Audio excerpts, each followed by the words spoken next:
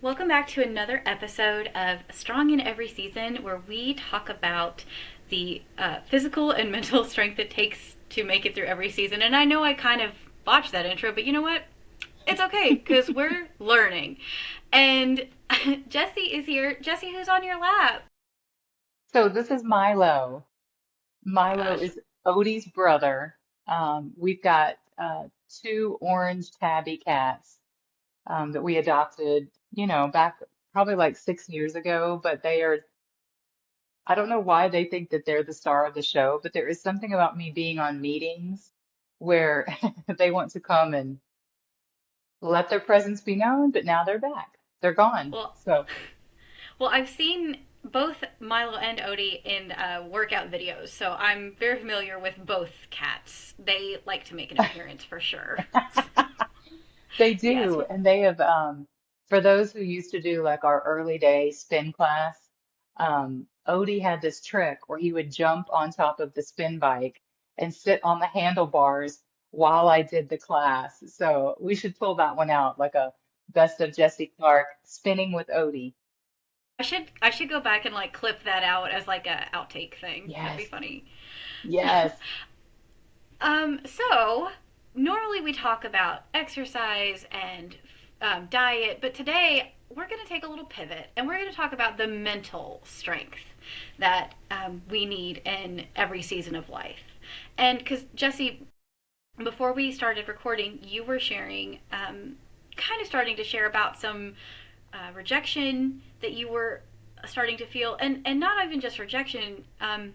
We were also talking about different insecurities that we have, and I know I have felt insecurities, rejection. I think that's just a part of life for everyone, and I feel like this is a really interesting topic for us to explore. So yeah, it's not physical fitness, but mental health is just as important, if not sometimes I think more so than the hmm physical health. So Jesse, would you like to kind of start us out with what you were kind of talking about earlier? sure. I Well, don't really. what I was telling you earlier was that even though I'm as secure as I am at this point in my life, I'm 49, I'm exercising every day. I've been teaching for, well over 15 years now. I still find it hard to receive criticism. And I had a situation earlier this week where there was something that came up in a class and some feedback was given.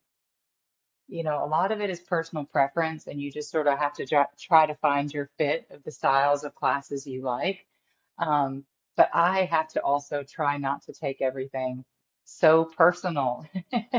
And I just want to, I guess, get that out there that, like, it doesn't matter how many years I've been doing this and how secure I get, I still have my own insecurities, whether it's someone critiquing a workout and saying that wasn't good, exciting, um, Hmm. hard enough, whatever it is of reasons why we kind of beat ourselves up.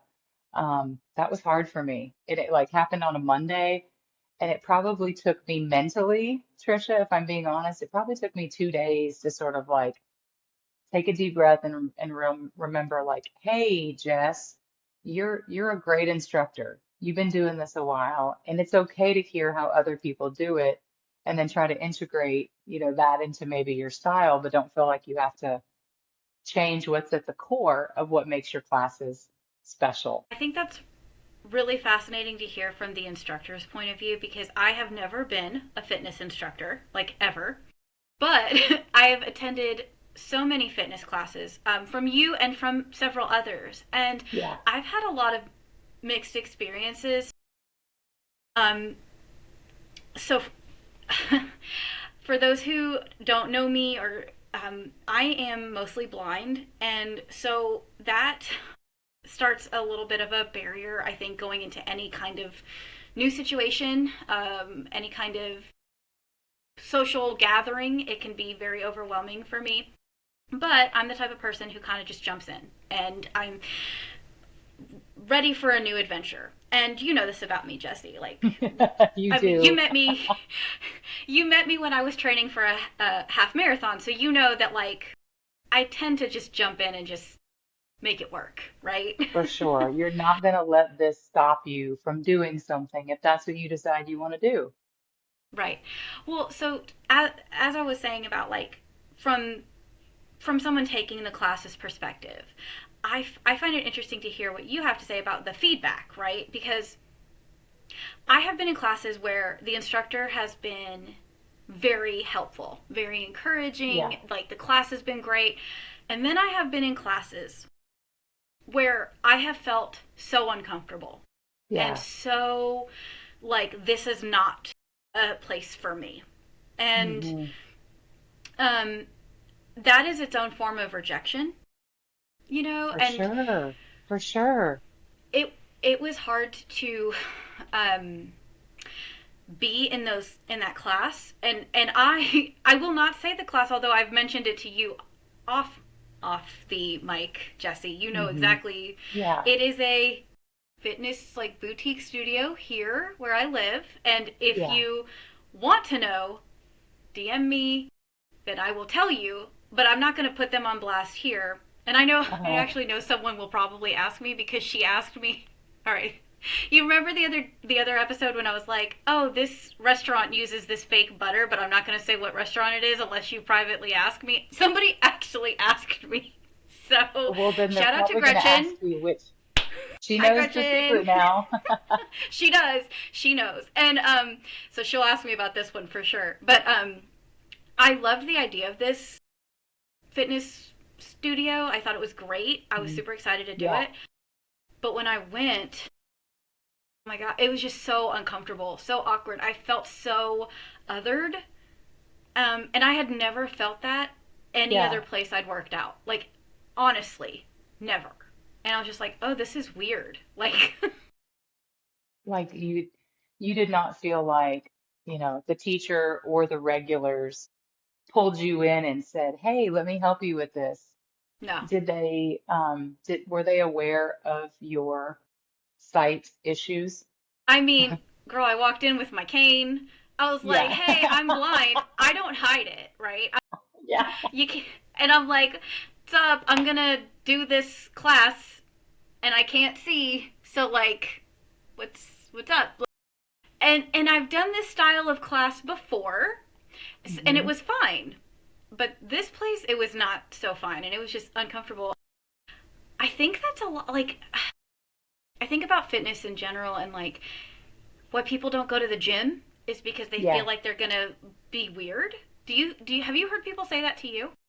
I mean, I feel that way. Like, as much as you guys see me as the head of this crew, which I definitely am. I've been doing this long enough. You guys are my babies and all of that. But like I go to other gyms and I feel awkward, because people do that, and here's why. Here's why, Tricia. Because they all want to feel special. They all want to feel like we've been here longer. We're in better Mm. shape. Look, see how strong I am. See how great I am. Like there's a I know sense how to of use kind of this machine over here. I bet I you don't. know. I know. And that's a defense mechanism because inside they feel that way too. They're just trying to be the most knowledgeable. But what they do is whether it's in the weight room or you're in a group class, I think that you do push people out if you're not actively including them.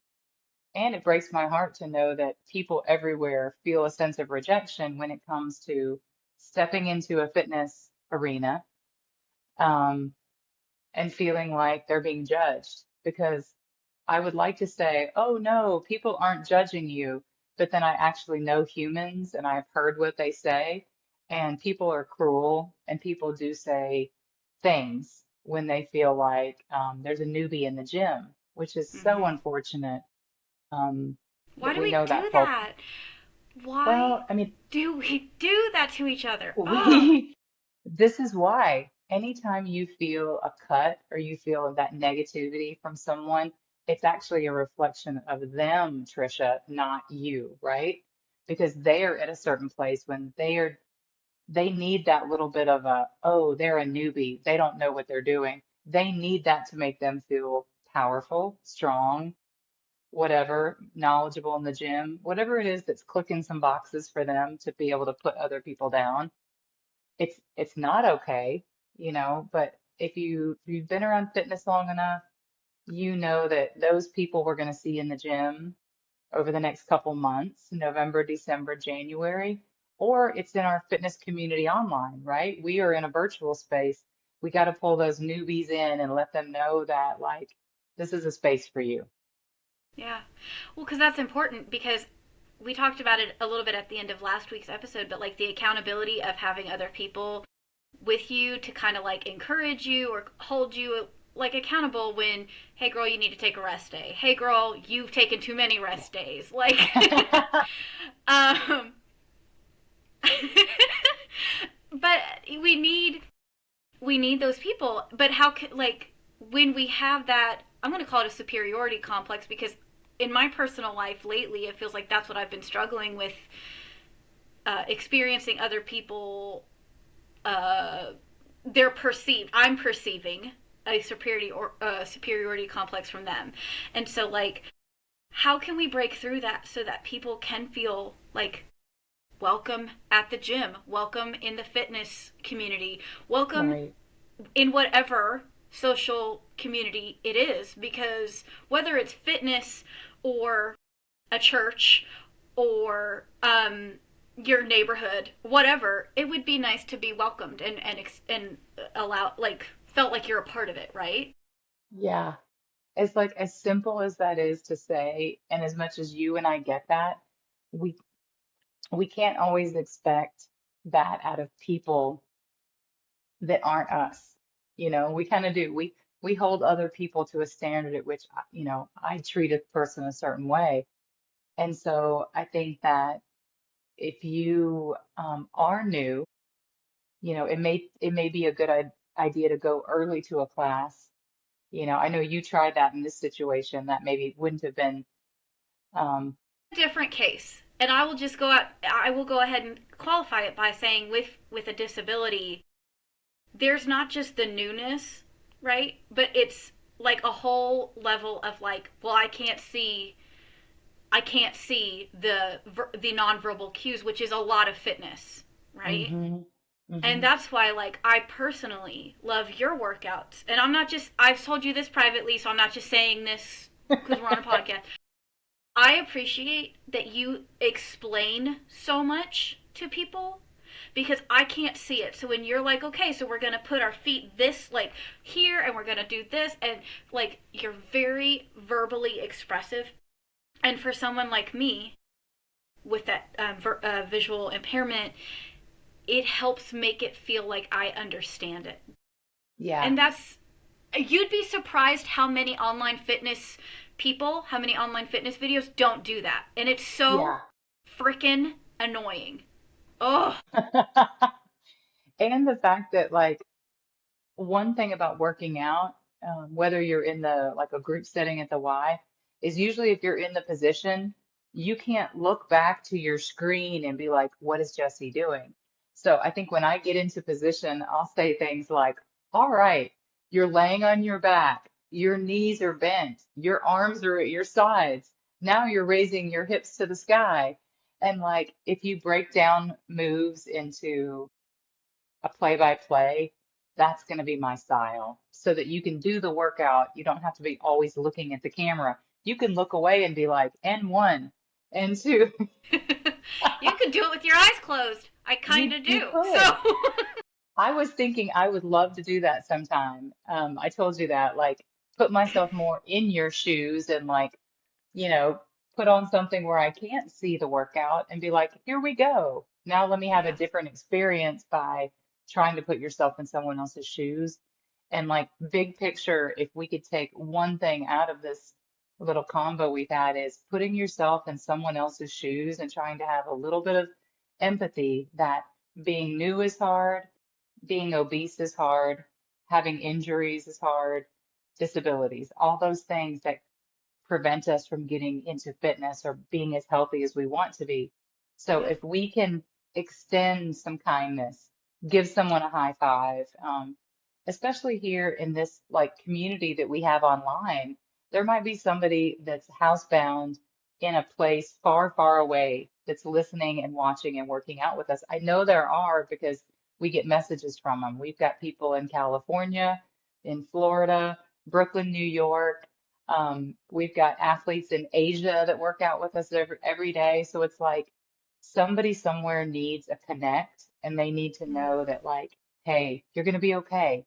Just just Yeah. move your body, and I think that's what virtually I try to create, is a space where people feel welcome. Yeah. Well, I was one of those people. I mean, I don't live that far from you technically. I think we're maybe, what, 20, Yeah. 25 minutes apart.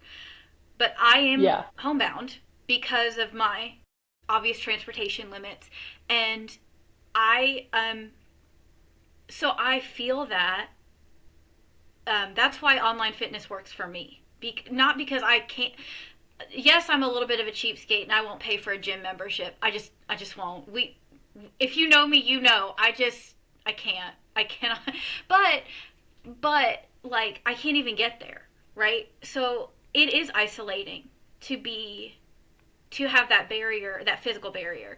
But with the fitness Yeah. community, I see that's why I like your lives, because you're there. You're talking, you're like responding, you see a name pop up, you're like, "Oh, hey, thanks for joining." Like, and it's not just you that does that, but I know you, Yeah. so I know like there are some other people who do that, and it makes it feel so much more connected, you Hmm. know? And For sure. I think it's just For really sure. important to think about other people like that, to extend that virtual community to people who, for whatever reason, whether there's a physical reason or maybe a mental reason, maybe you have anxiety issues and going out in public is hard, but then having that community online can be just as helpful, I think. Absolutely. Especially if the alternative is nothing at all. Now we're getting back to just doing some kind of daily fitness. Or like you, I love this. You told me that you love to just walk around your neighborhood, and you have a path. So I think Yeah. to a path that you know the route. Oh yeah, I could walk around it if I'm with like my husband or my son or like a friend or something. I will walk without my cane because I'm that comfortable there. Now I don't do that Yeah. by myself. Don't want to freak out. But like I'm so comfortable in my spot. Like I know exactly, like, oh, we turn here. Oh, this is, and people are like, "Oh, Yeah. really? Are you sure?" I'm like, I, this is I know this place. You do, which is But I what's so have to. amazing. It it's survival for sure. You have to. But that's why when it comes to barriers, whether it's, we talked about confidence, rejection, not knowing what you're doing, all those things are so scary. But I know that because you can do it, and I know anybody can. Like, I really don't feel like there's an excuse, reason, situation.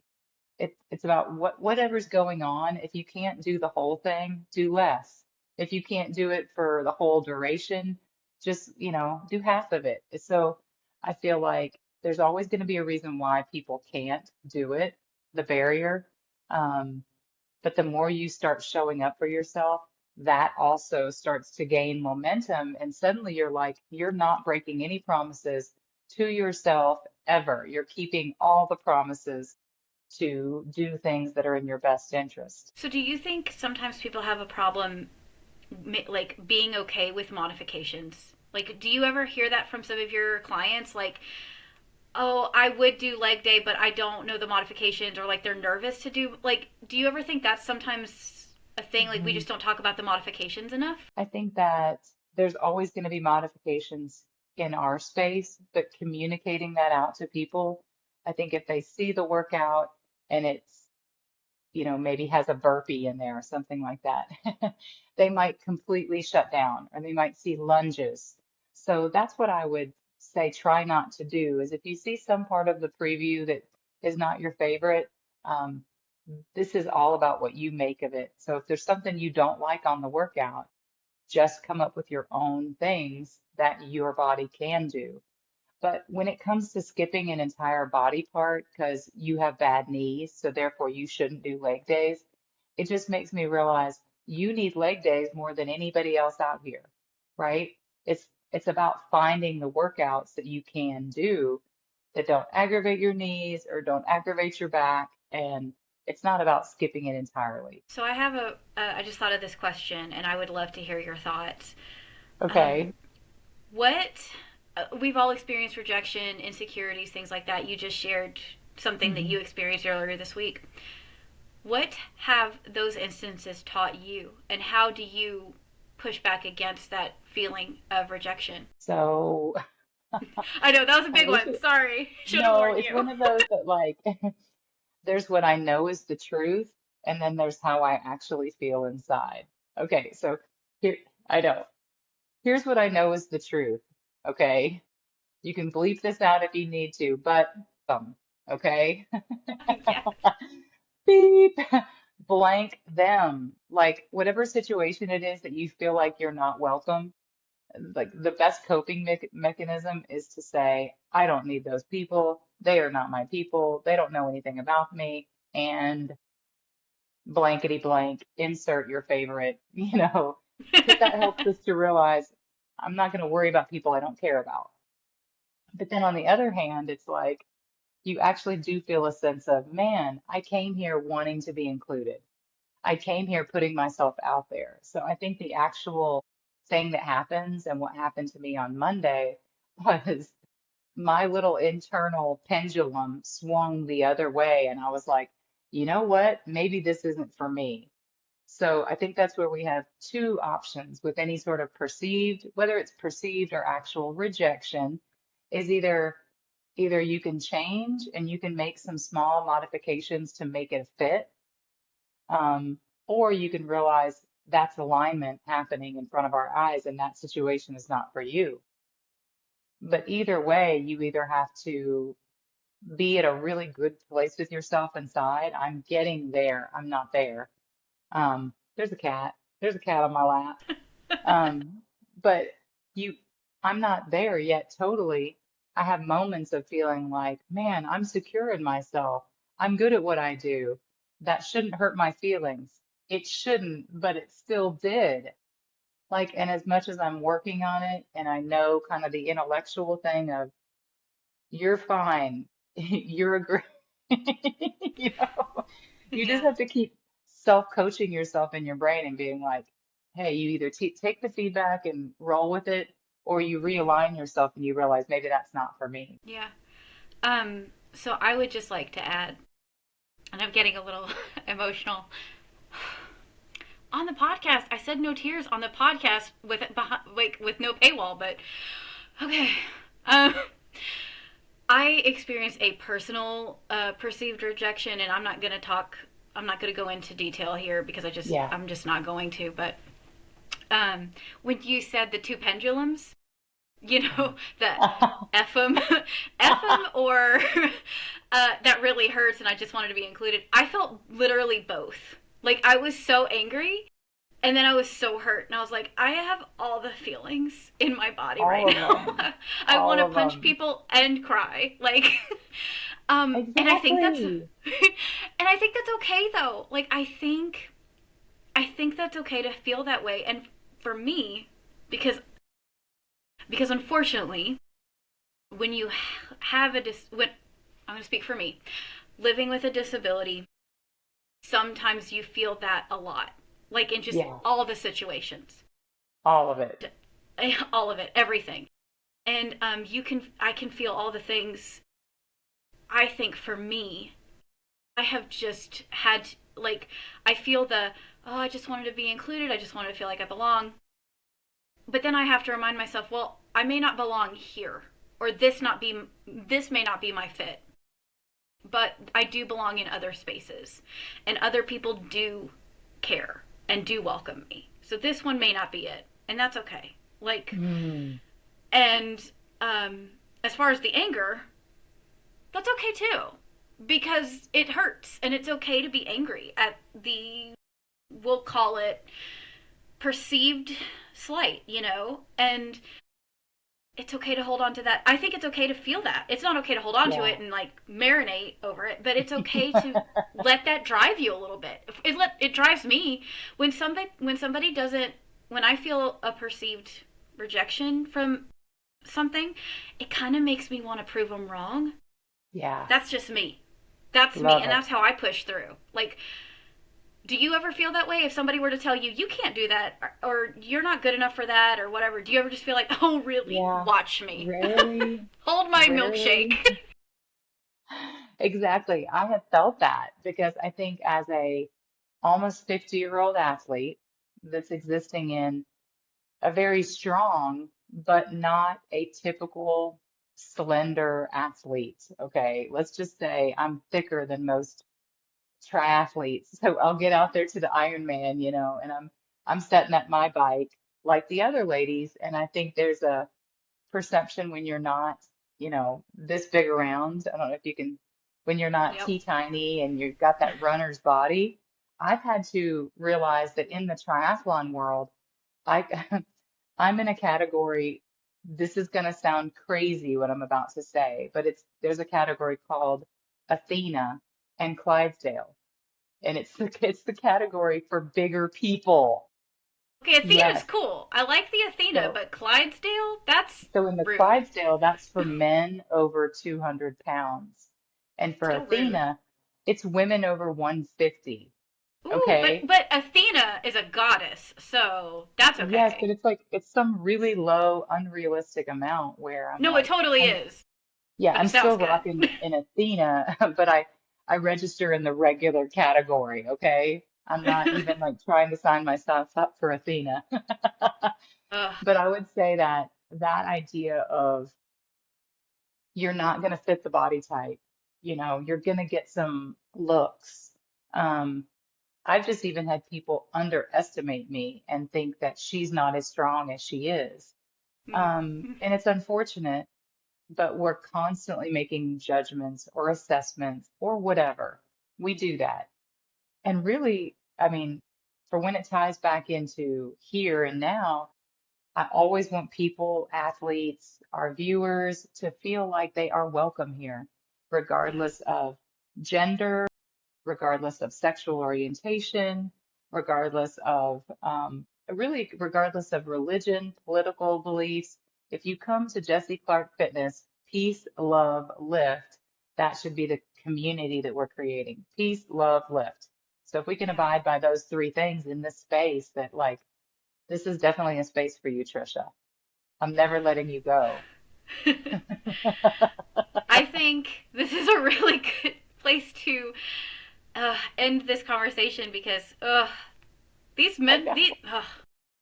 this is heavy. Oh, Anyway, those are the but best conversations. it's been a good one, and I thank you for sharing your your perceived rejection from earlier this week. I thank you for being vulnerable with us. As we say, like that's what this podcast is authenticity, vulnerability, and I think that this episode more than probably most of them, even though all of them we've been that, but like this one was very very personal, I think, and I really appreciate you sharing with us, and I'm so thankful for the people who are watching, and I just thank you for your feedback. Please leave any comments you have. We would love to hear from you. We want to hear your feelings, your stories of perceived rejections, and how you overcome them. We want to hear that from you. And just a few housekeeping notes at the end here. So next week is Thanksgiving weekend. We will not be having a podcast, but we will be back the next weekend, ready to go. Um, uh, Make sure you're following Jessie Clark Fitness on all the social media platforms. We're going to have some content about Thanksgiving, survival tips. Yes, And that's coming next week. yes, and a YouTube live the Friday after Thanksgiving. Stay tuned for that. And thank you all for participating in that live when we had the one we had the other weekend. That was a fun time. So thank you all for being part of it. And just continue to stay subscribed to all the things that we will be doing, especially when the new year comes. There's going to be some really great things happening, so you don't want to miss it.